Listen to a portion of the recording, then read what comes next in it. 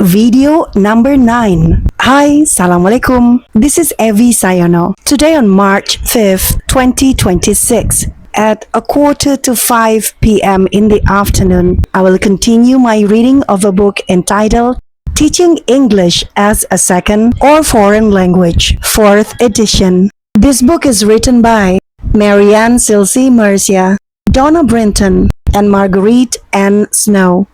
This book is published by National Geographic Learning, a part of Cengage Learning, Boston, 2014. Unit 1, Foundation of Methodology. The last part of Chapter 1, an overview of language teaching methods and approaches. Marianne Celce-Murcia. Page 12, Column 1, last paragraph. Future trends.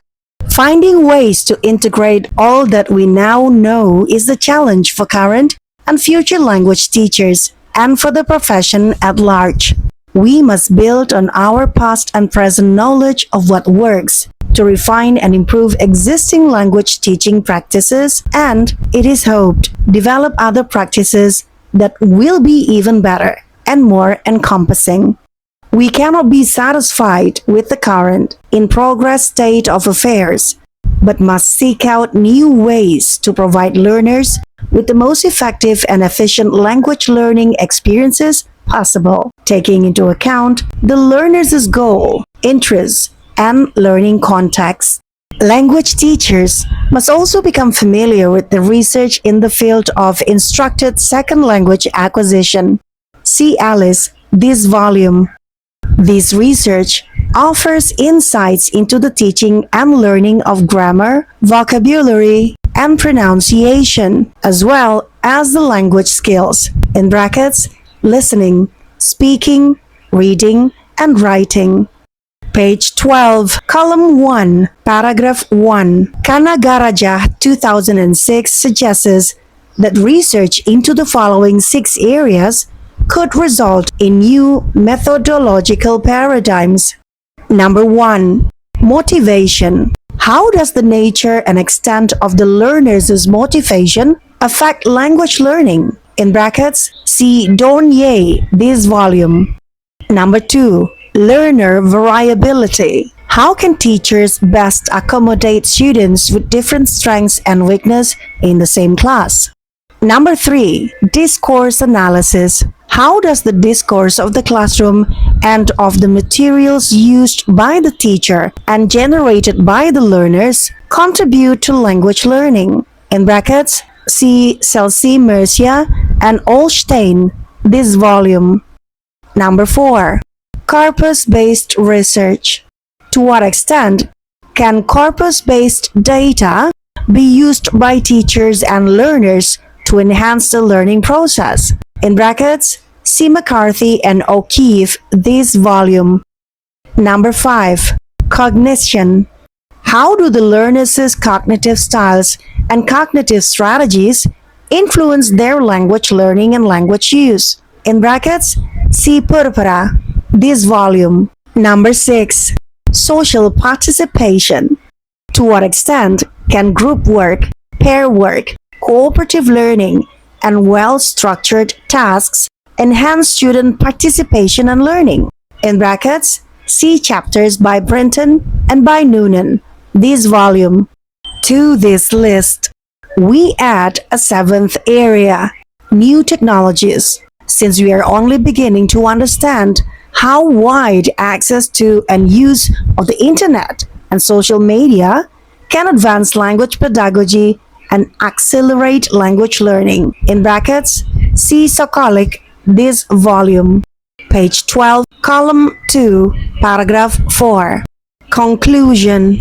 This is an exciting time to be teaching English as a second or foreign language.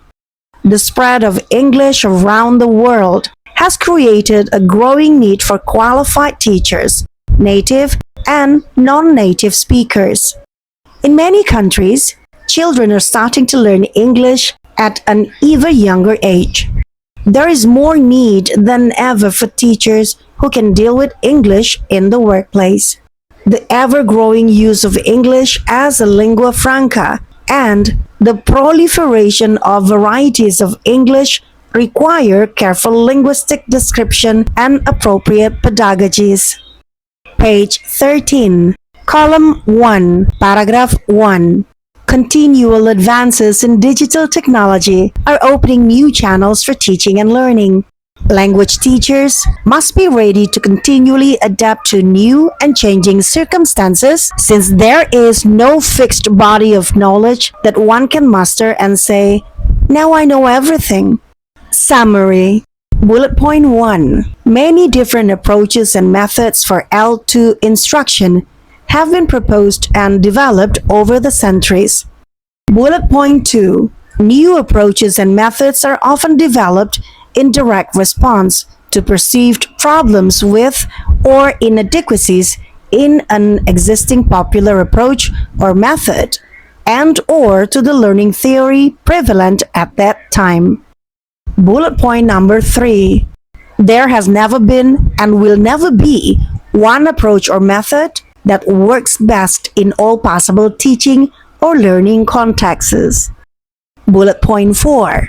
Ideally, L2 teachers will develop, in brackets, with full knowledge of available options and in collaboration with their students, the goals, methods, materials, and activities that work best in their particular contexts.